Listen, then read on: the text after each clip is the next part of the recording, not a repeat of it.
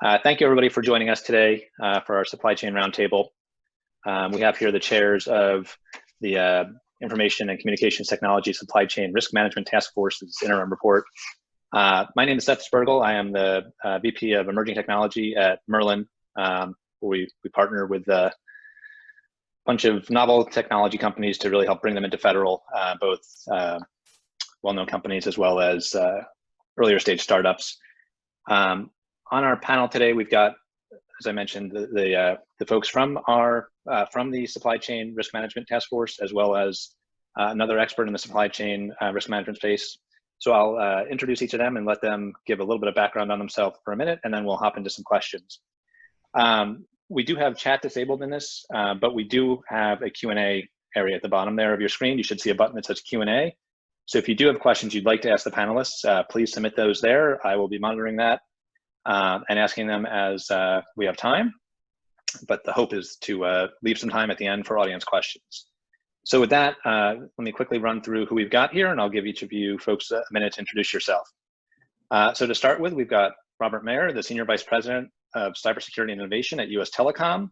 We've got Bob Kolasky, the Assistant Director at DHS CISA for National Risk Management, the National Risk Management Center. And if you're not familiar, CISA is the Cybersecurity and Infrastructure Security Agency within DHS. We've got John Miller, who is the Senior Vice President of Policy and Senior Counsel at Information Technology Industry Council, aka ITI. And then we've got Yossi Appleboum, the CEO of Sepio Systems, a startup engaged in discovering some of these supply chain vulnerabilities. So I'll let each of you introduce yourself for a minute. Why don't we start with Robert? Sure, thank you very much. So Robert Mayer, Senior Vice President, Cyber and Innovation at US Telecom, responsible for advocacy and policy and analysis around cybersecurity, as well as innovative technologies and the impact they have on national security and emergency preparedness.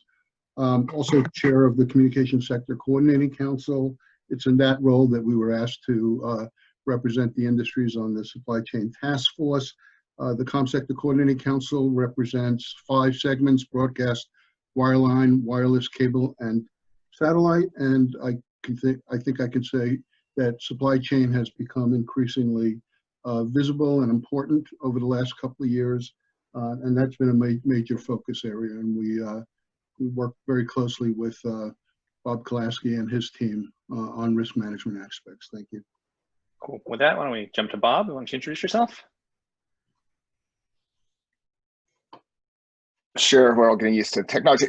Bob Kolasky, I run the National Risk Management Center within the Cybersecurity Infrastructure Security Agency, as Seth just said. The NRMC, the National Risk Management Center, is a planning, analysis, and collaboration center where we bring together folks from across the U.S. government and industry to deal with the most strategic risks facing the nation's critical infrastructure. And so we spend a lot of time trying to understand risks to critical infrastructure, where they come from, whether they're from cyber, physical means, supply chain type risks, or from a pandemic, for example, and then bringing together people to do something to reduce risk and solve problems. We lead the department's efforts on election security, on supply chain security, on 5G security, et cetera. And so we really come together to try to get in front of complex challenges facing the nation. Thanks. All right, John, you want to introduce yourself? Sure, thanks, and welcome everyone. My name is John Miller, Senior Vice President for Policy at ITI, where I lead ITI's policy work globally on cyber and supply chain security, privacy and data protection, emerging technology policy areas such as AI and IoT, and a variety of other tech policy issues. Just to briefly introduce you to ITI and our companies, ITI is a global trade association representing the tech industry with global headquarters in DC, European office in Brussels, and a presence in other global capitals. Our members represent the entire spectrum of technology: internet companies, hardware and networking equipment manufacturers, software developers, internet platforms, marketplaces, cybersecurity providers, amongst others. At ITI, we advocate for fact-based, innovation-friendly approaches to policy, and we try to provide a broad perspective and insight on policy activities around the world. And the global tech industry, for sure, respects and takes seriously the government's obligations to address risks to ICT supply chains, just as our companies do, as well as the responsibility to protect national security more broadly. Definitely looking forward to getting into some of these issues here today. Thanks. Thanks. And Yossi. Yeah, thank you for your time, everyone. I'm the Israeli in that group, so forgive my English in a way. Started my career in the Israeli intelligence almost unbelievable 30 years ago through several startups. Eventually brought Sepio to the world almost 4.5 years ago. We are focused on hardware device mitigation. One of the key elements in that is actually a solution to secure enterprises, organizations, agencies against the outcome of manipulated or penetrated supply chain. And I'm excited to have that opportunity to teach about that today. Thanks. So why don't we start with just some of the basics, and Bob, maybe you can take this one, but can you give the audience some background on the ICT Supply Chain Risk Management Task Force and what its purpose is? Oops, you're on mute still. The task force, we established the task force in November of 2018, soon after the stand-up of the National Risk Management Center. And what we did is, using DHS's critical infrastructure protection authorities, we brought together representatives from a structure that we had established that Robert and John are leaders in, our Critical Infrastructure Partnership Advisory Council. We brought together representatives of sector coordinating councils from the IT sector and the communications sector, as well as 20 representatives from across the U.S. government, the major U.S. government agencies that are involved in really managing the risk to the U.S. government supply chain, intelligence community, it's the General Service Administration, DoD, some of the sector-specific agencies, Department of Commerce, et cetera. And the task force, it's a large task force. It's about 60 folks representing those three groups. The comms and IT companies are some of the largest companies doing business in the U.S. and globally. And we came together because we thought, this was a risk that needed dedicated attention from senior leaders from across government and industry. And, it is a task force that has really been focused on advancing the capability of government and industry to manage risk to supply chain.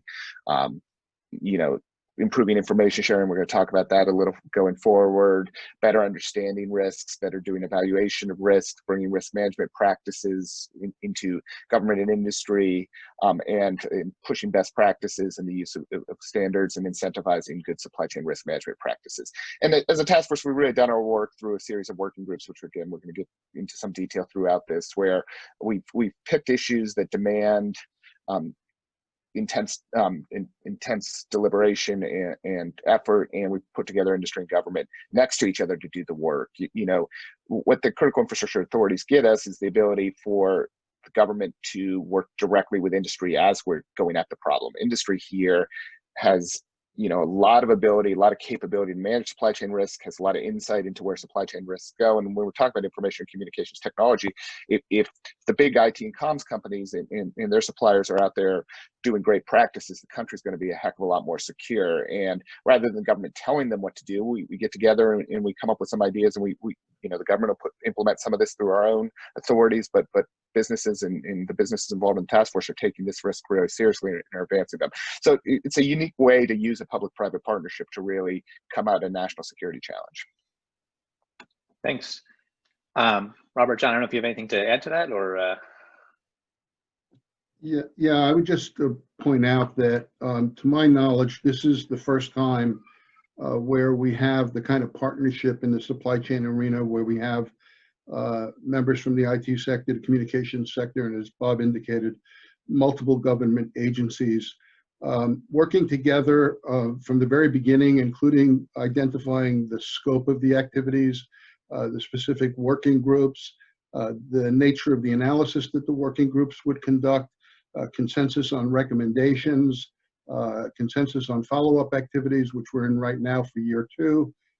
So I think it's been, and in almost all instances we've had, where we have a voting membership of 60 people, we've consistently had unanimous approval across many different projects and reports, which I think speaks to the commitment, the dedication, and the hard work that's being done to develop meaningful products that both government enterprises and individual companies are able to utilize. And I'm actually curious for my next question here, if we get an all different answer between Bob, who is on the government side, and Robert, John, and Yossi on the commercial side. But how much awareness of the supply chain risk exists in companies and agencies today? And what can we do to help increase awareness of those threats? Robert, why don't we start with you, and then we'll sort of cycle through. Okay, so look, for the large global companies who have to protect the value chain, supply chain is not a new issue. They've been doing that from their inception, and certainly in the 1980s with development of digital ecosystems, it's become increasingly important to them to develop capabilities to identify threats to their supply chain. So I think from an awareness perspective, a good part of the global ecosystem is very aware. And certainly the news of the day and the nature of the attacks and the risk coming from nation states has accentuated that threat. The challenge, I think, is can we get that awareness dispersed throughout the ecosystems further downstream? That's happening. For example, when DoD starts applying the cybersecurity maturity model certification, clearly designed to get to those smaller suppliers, the sub-suppliers into the stream. And I think, frankly, the task force itself, when you get down to its basic mission, it really is to broaden awareness about the risks and the threats. And we have a working group working on that. What enterprises can do to mitigate those risks. We have working groups on that. What kind of information sharing is available and how to facilitate it and encourage it. So we are embarked on a mission, I think, to expand awareness about supply chain risk. John, I mean, as somebody who works in a industry council that works with a lot of companies, do you feel like your members are on top of these, or is there still a lot of education that has to happen? Yeah, well, I mean, I guess I would echo a lot of Robert's points. ITI, we typically represent large global IT companies who have a lot of experience managing threats to their complex supply chains. A lot of our companies service the global market via supply chains in which products are developed, made, and assembled in multiple countries, service customers across governments worldwide in the full range of global industry sectors such as financial services, energy, you name it. So I think our companies do acutely understand the importance of securing the global ICT supply chains, not only as a global business imperative for their companies and customers, but also as critical collective security. For sure, I think Robert hit on it in saying that if you look at what a lot of the current policymaking activity is really designed to get at, it's not so much the large companies as it is to go 2, 3, or 4 layers, down into the supply chain. But again, from the perspective of our companies, I think a lot of them have frankly pioneered the processes to build trust that are so important in this context, whether we're talking about secure development life cycles for hardware or secure software development practices, software tools, supplier management programs, et cetera. So, the key is trying to work together with the government partners and the comm sector partners to really get everyone pointed in the same direction, and also to try to I think share this knowledge out and these best practices out much broadly into the ecosystem. And Bob, I'll turn the question a little bit and ask, how do you feel the government's awareness is across multiple agencies? Are they doing what they need to be doing, or is there's still more to do there? You're on mute still. Yeah, I think this is an interesting question. I mean, those of us in the national security world, it's not new to recognize this as a threat or a risk vector. And for a long time, we've thought about this as a national security concern, and we've seen as the evolution of ICT, the evolution of cyber risks and exploiting cyber vulnerabilities, the capability of our adversaries. Our lights are blinking a little more red from a national security perspective. What we've really made progress, I think, in the last 2 or 3 years is bringing that national security perspective into the business and decision making at the business of government. And so it's not a new risk to the national security professional, but it's a new risk to the risk manager who's responsible for helping agencies get the ICT they need to enable their mission across the full range of government services. And, you know, that's the same thing that has to happen everywhere. It's like, take the risk understanding, make the risk understanding part of your business practices, make this a part of how you do procurement, how you think about acquisitions, how how your CIO helps implement your systems, what devices you put, you know, as we go to bringing your own device, what you do that, how you think about technologies we're buying, if you're the department, to help border security or help our protective missions and all that. And, you know, I don't think that connection had been made as tightly as it needed to be. And I think that's changed somewhat, you know, some of the GSA practices, what DOD is doing with their own acquisition reform, and CMMC would talk about that. And so that's been a change. And the other thing that we've had that's really helped us is Congress passed the Secure Technologies Act at the end of 2018, which, among other things, created a Federal Acquisition Security Council, which at the OMB at the White House level is responsible for a shared approach to federal acquisition security, a lot of which deals with supply chain issues, obviously, and then also assigns the responsibility pretty squarely in the C-suite of the agencies to have a supply chain risk management program in place. And so the legislative cover, on top of the fact that this is a national security risk, on the top of the fact that we're building business practices, leaves us in much better stead than we were. Okay. Seth, can I just say something here? You know, when you talk about government awareness, we did an inventory of current initiatives that are being undertaken by the government. There are over 20 different government initiatives around supply chain. So I don't think there's any shortage of awareness. The question really becomes, what are their objectives? How are they complementary? How are they engaging with industry in developing their work and their activities? And for that reason, we established within the task force a team we're calling the Tiger Team, which is represented by, again, you know, a half a dozen IT leaders, comm leaders, and government leaders, to look at the full span of these government initiatives and to see how we can engage them both in taking input from them into the work we do, providing input into their initiatives, and to ensure that there's coordination, alignment, and no duplication. So there's a lot of awareness on the part of the government. If I can add that. And actually, if I could just jump into it, one thing, you know, again, I think you've heard a lot about the widespread awareness on behalf of both the government and industry, and I think one of the real reasons, the driving reasons for the task force, is that while there's a lot of awareness out there, you know, companies, again, large global companies have a lot of awareness over certainly their own complex supply chains. The government has a lot of awareness of the threat space sometimes, particularly with respect to nation state threats and all of that. It hasn't always been the case that the government has visibility into what industry is seeing and what industry having necessarily, particularly when you talk about small and medium-sized businesses, having visibility into what the government knows. So, you know, the key here is really getting folks together to kind of share knowledge and try to figure out, again, how we can increase our overall visibility and get a more holistic approach into the whole landscape. Okay. So Yossi, I'm curious about your perspective, right? Because I think the other folks here are sort of on the receiving side of protecting their infrastructure. You're somebody selling a solution into this space. Are you seeing a change in sort of the awareness as you talk to customers or the interest level from customers over the last few years?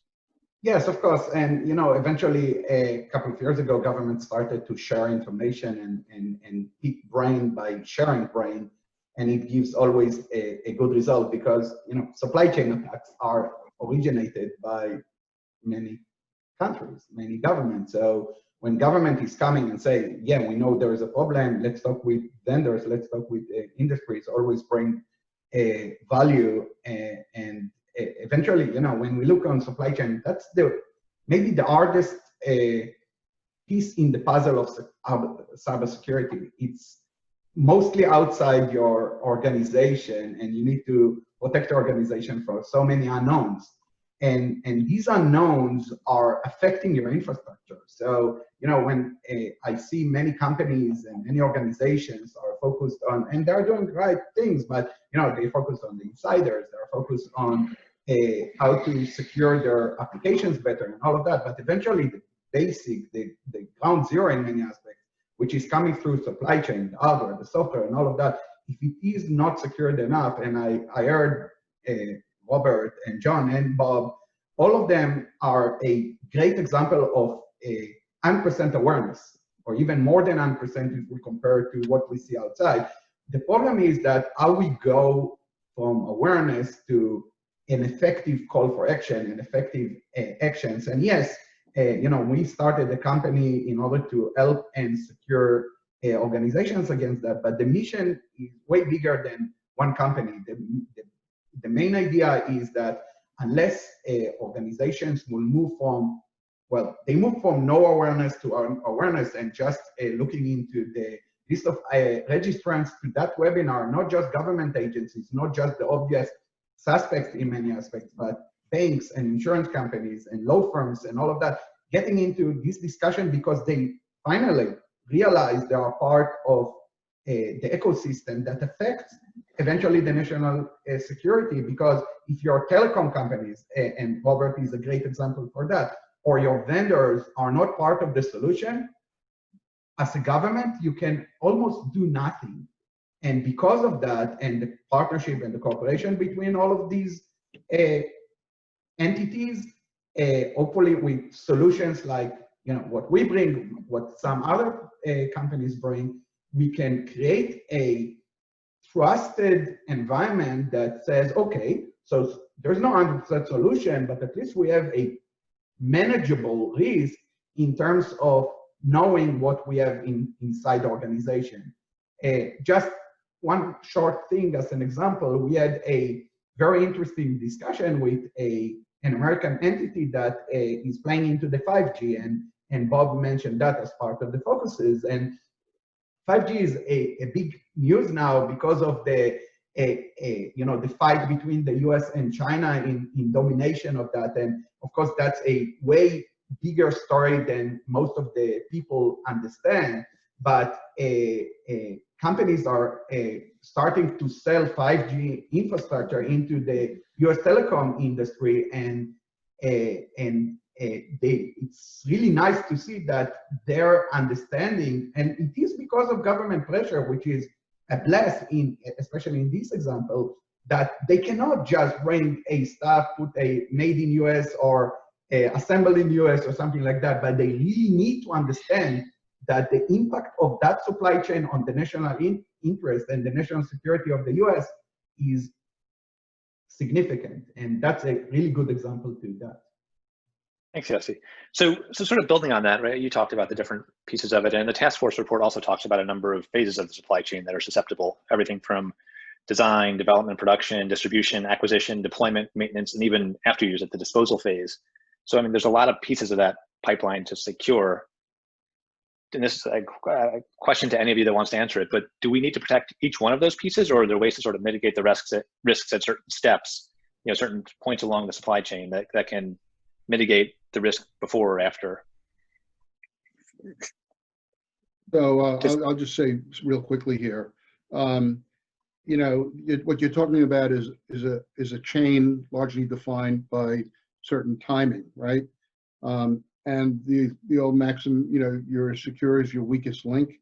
So to the extent that you have the right controls and risk management, you apply risk management oversight and processes on one aspect, but you ignore another aspect, you're going to have a problem. Now, the challenge is that, when you talk about the design and the development and the production, you're talking about one set of folks in the ecosystem.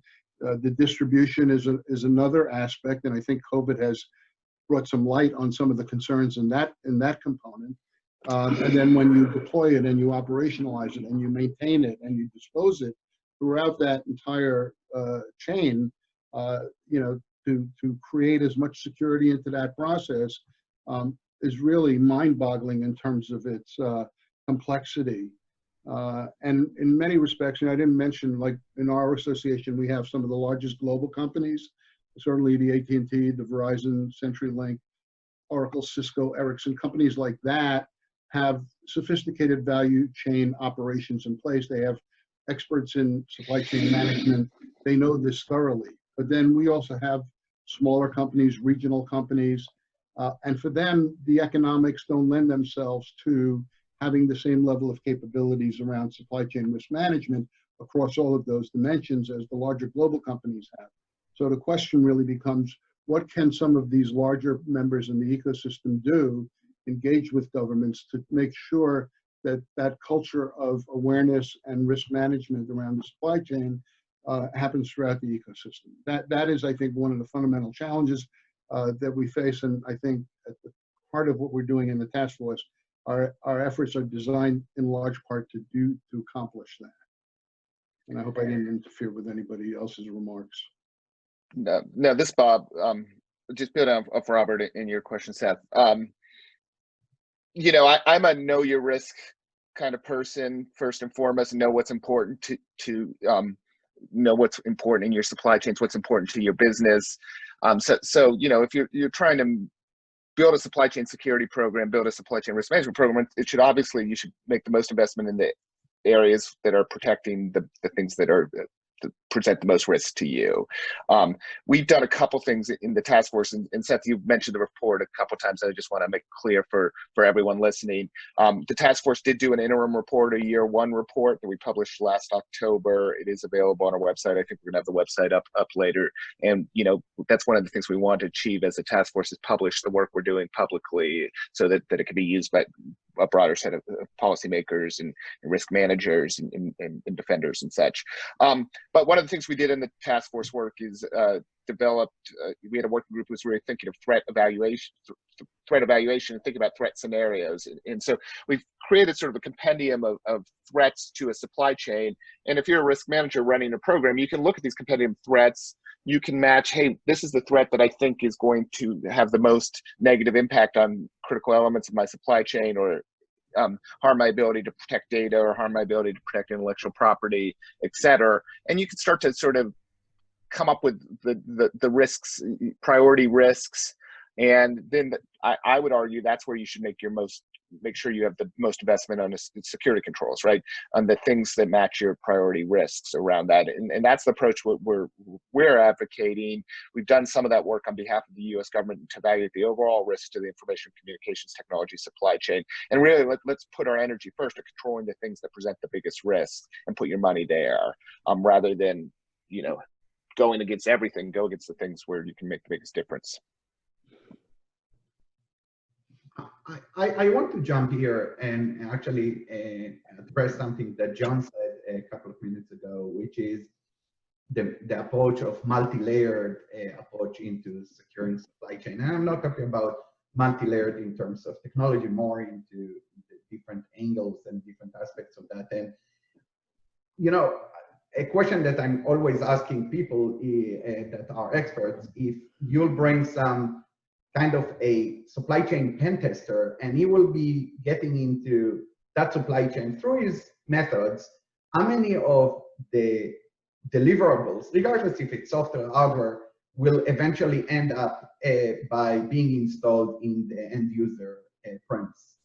And answer to that in many questions, in many aspects, is we really don't know, which is in many aspects uncontrolled risk, because we really don't have any statistic about that. And you know, I'm trying to push vendors, and when we talk to them, and not just as, you know, me selling them a solution, but seriously as my 2 cents is, pen test your supply chain, run through your supply chain, hire experts to, let's call it James Bonds, to penetrate the manufacturing, penetrate the supply, the delivery mechanism, the distribution, the installation, the maintenance. Let's see what will be the result. And unfortunately, you know, my guts and my experience says that too many will penetrate.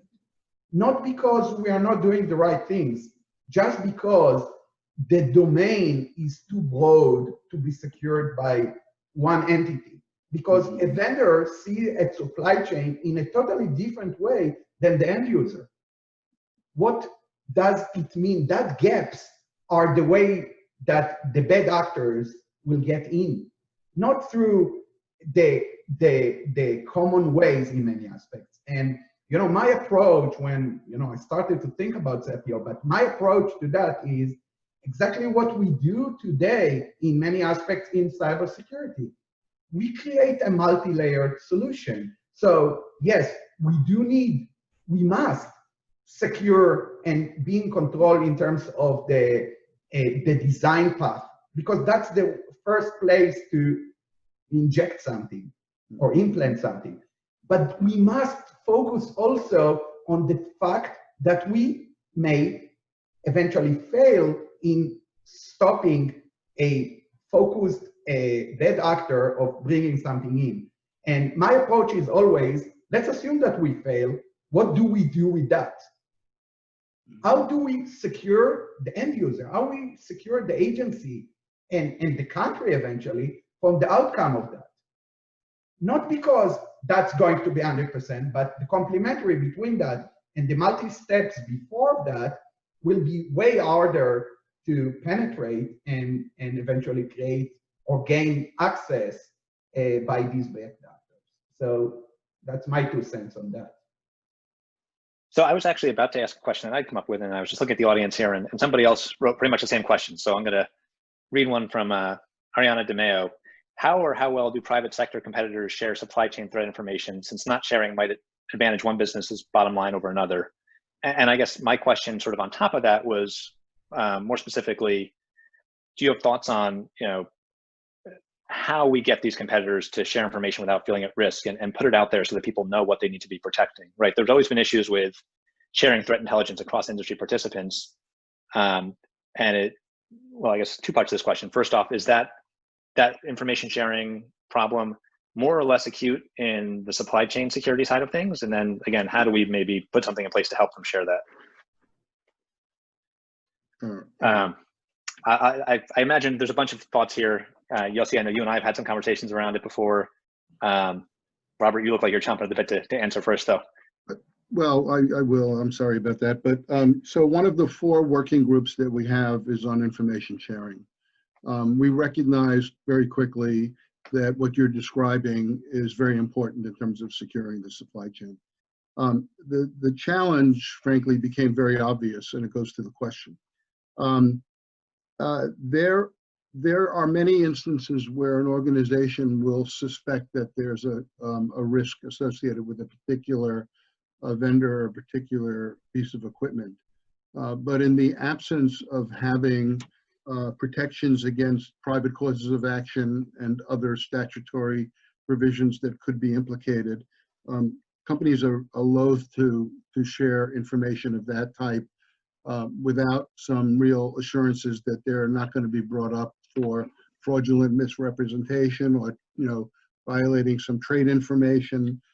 So the working group now is in its 2nd year of evolving solutions to this, and we've identified the various types of risks associated with sharing different types of information. It's on a spectrum, and one of the questions is going to be how comfortable are people in the absence of having liability protection sharing that information.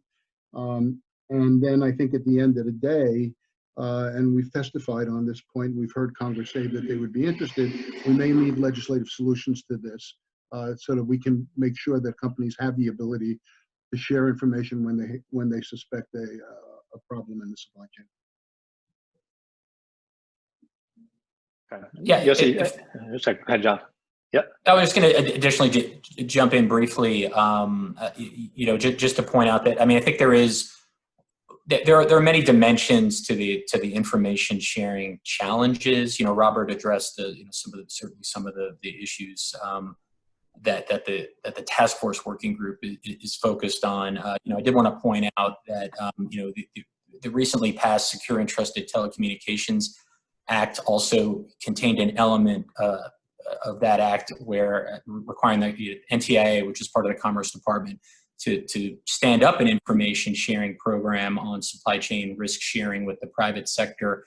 And again, not so much to address issues with some of the larger companies that we represent, but in particular to address issues with sharing information from the government side with some of those smaller companies, suppliers, rural providers and others who just don't, necessarily even have people with clearances working for them, right? And that also raises some issues regarding the whole security clearance process and getting read-ons and all of that. But there really are a number of different challenges that still do need to be addressed in the supply chain context if we're going to really get at some of the whole universe of stakeholders that we're talking about.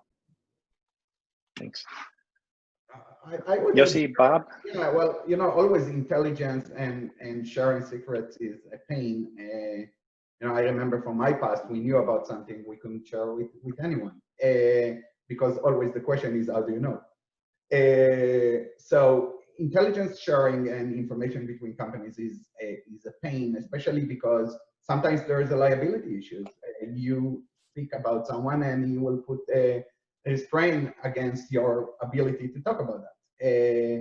And always it's an issue. I do believe that the government should have much more say here, and actually in terms of legislation and eventually long-term regulation in a way that would almost make it mandatory to share, even through silo or through some kind of a third-party entities that will not share the sharer, like who brought that information, but like an hotline. But the lack of that, and there's not enough. And unfortunately, we are part of that problem because of that, because we see something and we're not always able to say that. And when we say that, sometimes we get a lot of fire, as it happened several times in the past. But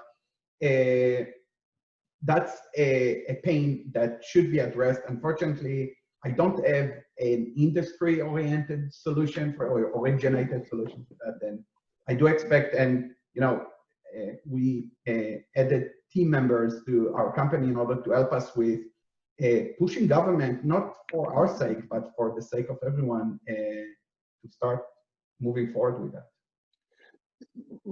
Let me take an optimistic take for a second on this. One is, let's stop and pause. And one of the reasons this is such an important challenge is we're creating a lot more information right now that could be shared. And so on the intelligence side, on the government side, we are collecting and looking for supply chain attack vectors, threat actors, in a way that we used to not do as much because we've turned on our intelligence apparatus toward that. On the business side, the availability of tools to understand supply chain, the kind of things that are done to do due diligence, to build out and understand that the ability to use automation so that you can really put together an understanding of critical nodes and connect it to whether you've got things. There's a lot more information than there used to be. And then the study of vulnerabilities was certainly an element of that. And whether you want a vulnerability in a system, are you going to test that to an untrusted vendor, or is there just a vulnerability there because it's a shoddy manufacturing job? And so we've got the ability to knit this all together. That makes the imperative, the policy imperative, the process improvement imperative, working through these issues, the legal imperatives. That makes it all the more, we have a push through legislation to do some. We're going to run up into areas. We will take some ideas to Congress for additional. But I'm, it's not going to be a one-way. U.S. government is collecting, putting information in industry. It's going to be knitting all this together and helping create a climate where if we see too much risk, we're passing on those judgments so that other companies, other government agencies don't take that risk either. Thanks. So I'm going to build on another one of the audience questions here. So I remember when I was, before Merlin, I was at InQtel, and I remember we were having some conversations with some of our IC partners, and the question came up around just, how good a handle large companies have on their supply chain when you go down to enough levels. And so we polled some of those big companies who make software that you probably all have on your laptops right now. And, it came down to, when you got a few layers deep, they didn't know which contractor had subcontracted to a subcontractor to a subcontractor and where that software was actually coming from. So it really means that, there's an opportunity for some of these smaller players to have a very big impact on the overall supply chain in ways that are very hard to trace. And so one of the audience questions here is, have nation-level adversaries shown more interest in smaller companies that are less able to protect themselves? I don't know if we can answer that specific question. Be great if we can, but I'd just be curious, how much of a risk is sort of those third and fourth and fifth tier of the supply chain to these ones that we know are part of the supply chain? That's a tricky question. Yes. You know, Robert said that clearly, that eventually it's the weakest link in your supply chain. So the weakest is always the one that is less secured, which means that in many aspects is the weakest in terms of manpower, makes them the smaller and the most vulnerable. You know, we had actually quite interesting story a while ago that you buy a device and the device has several, you know, submodels, and one of the submodels is not a controlled device because, you know, some third party or actually fourth party is actually manufacturing it, and there was a huge concern about that. I don't want to get into details, but eventually the idea is that if I am the bad actor, I will always look into what can cause damage or an entry point into an organization, and I would not go to the obvious under the light target. So, you know, if we go to a James Bond story and we have enough James Bonds in our company, supply chain, yeah, let's write someone from FedEx that brings the package in and change boxes. By the way, incidents like that happen, but they are too obvious, okay, and easy to secure in many aspects if you do it correctly. But if I have an access to the integrator that eventually brings the device into the organization and installs it, it's much harder to secure that. And not always everyone needs to be cleared, because if I'm selling something to the US government, maybe, and getting into the facility, yes. But if I am selling something to a provider to the US government, that eventually brings that to the US government. So it's so many, you know, so many steps inside, and you need to get in one of them. You don't need to penetrate the entire supply chain. You can, and you know, especially now, and regardless if the current administration will succeed or not in, you know, narrowing the globalization, it's still a very globalized world, and what we call made in America in many aspects is, you know, not exactly made in America in many aspects also, and well-known American brands eventually selling us something that was manufactured somewhere else. And that something else was manufactured by a third party and fourth party and so on and so on. So back to your question, yes, I would always go, and it's not me, but knowing what's going on, to the smaller ones, to the one that literally no one thinks about them, but they are the best way to get into the supply chain. Yeah, I think it's sort of building on that. Another audience question that kind of ties into this is, many solutions come from many different manufacturers from many different countries. Do you have guidelines in place to vet second, third, fourth tier vendors within a single box? And I think that's sort of, just looking through some of these other questions, right? I think it really gets to that people are looking for, is there concrete guidance that some of these companies can follow to improve their supply chain, you know, sort of a step-by-step. And I realize a lot of this is not necessarily recipe driven, but what can people do that's sort of a concrete action plan to take? Yeah, one of the things we just published at CISA was a supply chain essentials, which is kind of an executive level overview of how to establish a supply chain risk management program, points to some references. And then, you know, I think a lot of that then pushes down to, you know, there are standards and controls in place. You know, NIST has done a lot of great work. NIST is part of our task force. There are other sort of NGO type standards organizations to pull from. And what we're trying to do is, again, start with sort of the business processes, get it established, get the attention at the right level, get information there, and then push out to usable standards, controls to put in place to manage risk to supply chains. And I think our essentials lays out a good way to start to think about it. And then, you know, you can push to more technical levels. You know, to the conversation we're having, we want to think about it as something that a small business can think about, small, medium-sized business can think about implementing, but as well as a big business, and recognizing that a big business is going to have the ability to put a lot more resources into researching best practices and such. Thanks. If I can just add one thing on that, Please. A main part of the question was talking about various different countries that are involved in the supply chain, right? And I mean, I do think it is important for everyone to be aware that number one, we really need to be talking about trusted companies and parts, not just U.S.-based companies, for instance. And I think a lot of the task force's work is focusing on figuring out those indicia of trustworthiness. And I think something else just to note in this regard is that the threat evaluation group, which is one of the task force working groups, as indicated in that interim report that was published last summer, country of origin is just one of 188 different supplier-related threats that were identified by the task force. Yet, right? So, to go back to your earlier question about this being kind of a multifaceted problem, and do we need to focus on protecting all these different parts of the supply chain? I mean, I would just reiterate. I mean, yes, you kind of do, but also at the risk of making this an even bigger problem, it's important to remember both that. Number one, supply chain risk management is really just one element of an organization's overall cybersecurity risk management program. You can see that if you look at the cybersecurity framework and how supply chain risk management wasn't even reflected there until version 1.1.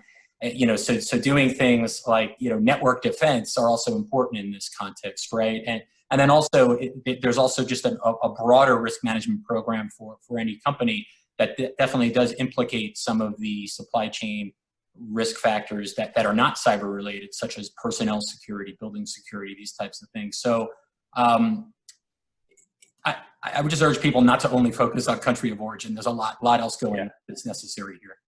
So let me ask on that, right? You mentioned the idea of trusted suppliers, and one of the things addressed by the working group was the need for a qualified bidder list and qualified manufacturer list. But tying that to the conversation we just had around, the 4th, 5th, 6th level down and the difficulty in sort of figuring out all the components in the system, does having that qualified bidder list and manufacturer list actually give somebody a false sense of security and almost do more detriment, or does it do the benefits outweigh the risks there? So we're not designing here what we're now calling an allow list or a deny list. We're not going to do that. But what we want to do is we want to give information to enterprises so that they understand what factors go into making their own assessment about QBL, QBM. And it's not going to be one size fits all, and it's going to be based on risk tolerance and risk information. But I think anytime you try to come up with a very rigid regime, and one of our concerns, for example, is that the FCC has an inquiry right now where through a legislation, they could be required to actually create such a list, and we're urging them to avoid doing that. You can make a denial based on the fact that you have solid evidence that there's a national security threat of some type, and presumably that would be supported by the intelligence community. But if you're not on that narrow list, then there should be an assumption that the other organizations are allowed, and then the question is applying rigor. The other organizations or products are allowed, and then there has to be some rigor in terms of making the assessment from that group. I think that's the approach that we're kind of following here. Okay, thanks. I would add here that denial list is a must, because if you have a solid information or a solid proof or a solid incident that has a tie directly to the vendor or to the part of the supply chain, I would ban them just for the case of liability, and eventually it will push the rest to be better. Approved list, and we are part of approved list in many aspects, even into the DHS. Not really going to be good, because actually you're actually focaling the efforts of these bad actors to get into the supply chain of these approved lists in many aspects. So I think that that's not going to be an efficient way. But what John said, which is very important to me at least, is that having a trusted supplier is a really great approach, because the supply chain is a significant part of your supply chain. So you want to know that, basically you work with a trusted ecosystem. So even if there will be failures within that process, a company that is willing to share information, be part of the processes, follow regulation, even if they are a foreign country, would make your life more secure. So I would encourage such an approach. Okay, thanks. So I know we have a few minutes left. I'll ask one last audience question here, and frankly, Bob, this is probably for you, and maybe a bit more specific than we can answer right now, but has DHS developed any templates for vendor contract language specific to supply chain risk management? So I don't think that there's global templates. There are particular templates. Our task force did recommend some language to the federal acquisition rule around language around buying from original equipment manufacturers and authorized resellers, as an example. And so that was language that our task force has sent up to be hopefully implemented through that process. DHS as a whole, again, we have pushed in some areas sample contract language around particular things, but not at this point global stuff that we're passing out across the interagency, other than around the OEM authorized reseller. Okay. And then one other question that is from the audience, but actually came in before the session started, is how does CMMC fit into this whole supply chain discussion? I know it's been mentioned a few times. And this is Bob. I can take it from a sort of how we're thinking of it from a civilian agency perspective. I think CMMC, which is DoD's methodology and process to drive protection of CUI information down through multiple layers of supplies. I think it's been one of the most impressive efforts done by the U.S. government. It's really has the potential to change practices across the defense industrial base supply chain. I think we at DHS and the Federal Civilian Agency, we're looking at that and seeing if there are things that we can do that would be harmonized along that. It's not going to work across the full range of supply chain risks. It's not going to work across the whole range of suppliers, and we don't want to suggest that it will. But there are areas, the companies that do business within the DIB also do business in other parts of the government industrial base, and whatever we do, we want to make sure that it's not creating a burden on the company to have multiple regimes. And I think, as you hear from John and Robert in a second, right, any security regime shouldn't create too much burden for compliance that you're actually spending more money on compliance than security. And I think that's ultimately how we're going to judge the success of CMMC. So I'm going to wrap up with just a question on what comes next for the task force.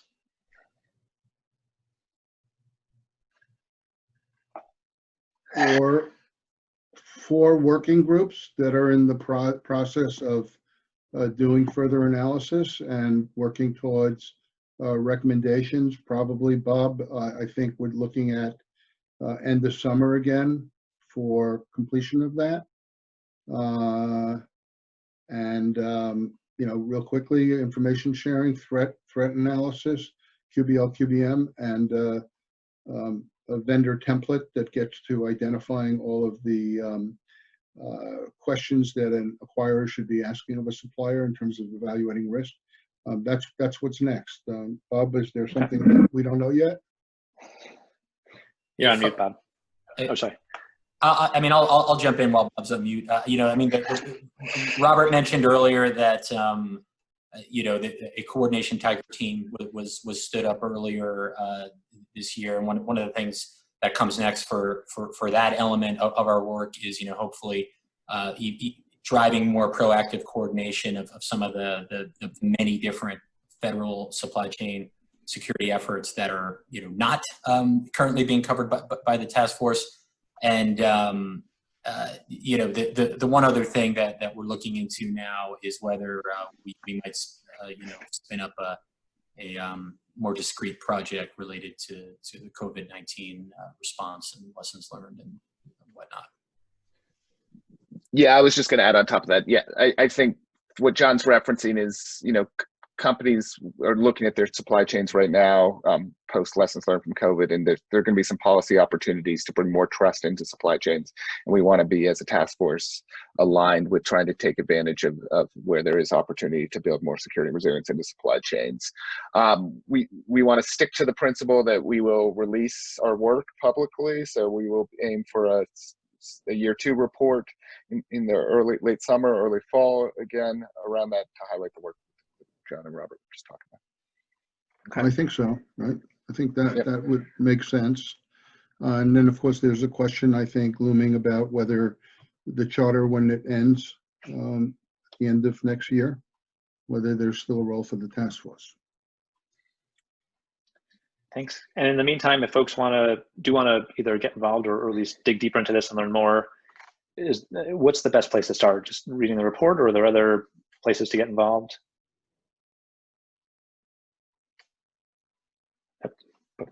Bob disappeared, so we'll make Robert answer that. He's there. He's got to unmute. Bob? Hi, I'm there. CISA.gov's website, we've set up a supply chain resources that's got all the task force material, as well as some other resources that we've got. So hopefully everyone will visit our website and bump our hits up. Okay. Well, thank you guys very much for doing this, and thank you to all the audience members for joining and listening. And I think we'll wrap it up from here. Excellent. So thank you. Thank you all. Thanks, Seth and everyone. Bye-bye.